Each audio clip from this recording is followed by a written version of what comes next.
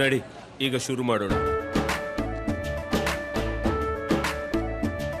ಕೇಸರಿಯಿಂದ ಮನೋಲ್ಲಾಸ ಮನಸ್ಸು ಮತ್ತೇರಿ ಕುಣಿದಾಡಿದೆ ನೋಡು, ಮನಸ್ಸು ಮತ್ತೇರಿ ಕುಣಿದಾಡಿದೆ ನೋಡು. ಕ್ಷಣ ಕ್ಷಣವೂ ಆಚರಿಸಿ ಕೇಸರಿ ಹಬ್ಬ.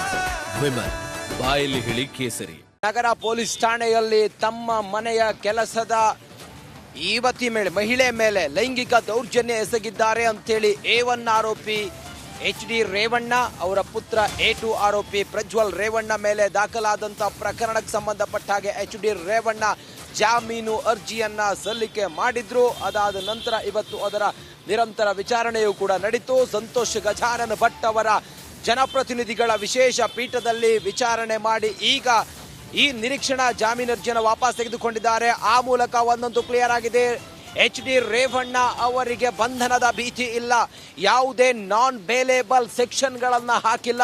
ಆ ಕಾರಣದಿಂದ ಅರ್ಜಿಯನ್ನು ವಾಪಸ್ ಪಡೆದುಕೊಂಡಿದ್ದಾರೆ.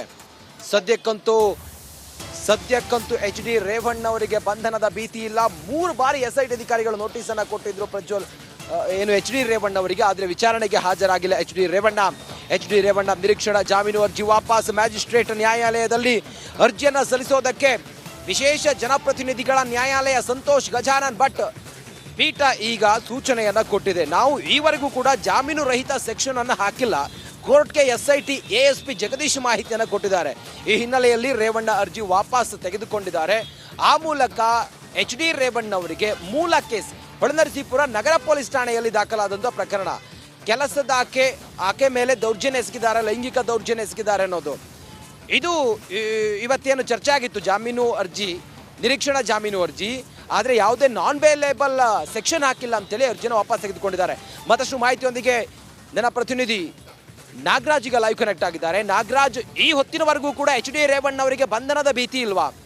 3 ಬಾರಿ ನೋಟಿಸ್ ಕೊಟ್ಟಿದ್ದಾರೆ, ಇವತ್ತಾದ್ರೂ ಕೂಡ ಹಾಜರಾಗ್ತಾರಾ ನಾಗರಾಜ್?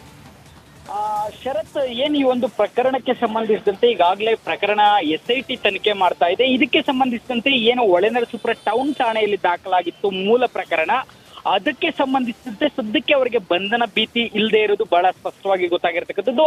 ಏನು ಇದರಲ್ಲಿ ನಾನ್ ಬೇಲೇಬಲ್ ಸೆಕ್ಷನ್ಗಳನ್ನ ಯಾವುದು ಆಗದೆ ಇರೋ ಕಾರಣಕ್ಕೆ ಅವರು ಅರ್ಜಿಯನ್ನ ಸಲ್ಲಿಸಿ ಮನವಿಯನ್ನ ಮಾಡ್ಕೊಳ್ತಾರೆ. ಆದ್ರೆ ಇವರು 376 ಈ ಒಂದು ಪ್ರಕರಣದಲ್ಲಿ ಸೇರಿಸಲಿಕ್ಕೆ ಪ್ರಯತ್ನ ಪಡ್ತಾ ಇದ್ದಾರೆ ಅಂತೇಳಿ ಆರೋಪ ಮಾಡಿ ರೇವಣ್ಣ ಪರ ವಕೀಲರು ನ್ಯಾಯಾಲಯದಲ್ಲಿ ಆಂಟಿಸಿಪೇಟರಿ ಬೇಲ್ ಹಾಕಿದ್ದು. ಆದ್ರೆ ಇದನ್ನ SPP ಇವತ್ತು ಇಲ್ಲ, ನಾವು ಆ ರೀತಿಯಾಗಿ ಯಾವುದೇ ಒಂದು ಪ್ರಯತ್ನ ಮಾಡಿಲ್ಲ, ಮತ್ತೆ ಇದುವರೆಗೂ ಈ ಒಂದು ಪ್ರಕರಣದಲ್ಲಿ ನಾನ್ ಬೇಲೇಬಲ್ ಅಫೆನ್ಸ್ ಅನ್ನ ಸೇರಿಸಿಲ್ಲ, ಹೀಗಾಗಿ ನಿರೀಕ್ಷಣಾ ಜಾಮೀನು ನೀಡೋದು ಊರ್ಜಿತ ಅಲ್ಲ ಅನ್ನೋ ಮಾಹಿತಿಯನ್ನ ಕೋರ್ಟ್ಗೆ ನೀಡುವಂಥದ್ದು. ಈ ಹಿನ್ನೆಲೆಯಲ್ಲಿ ಅವ್ರು ಹಾಕಿದ್ದಂತ ನಿರೀಕ್ಷಣಾ ಜಾಮೀನು ವಾಪಸ್ ಆಗಿರ್ತಕ್ಕಂಥದ್ದು.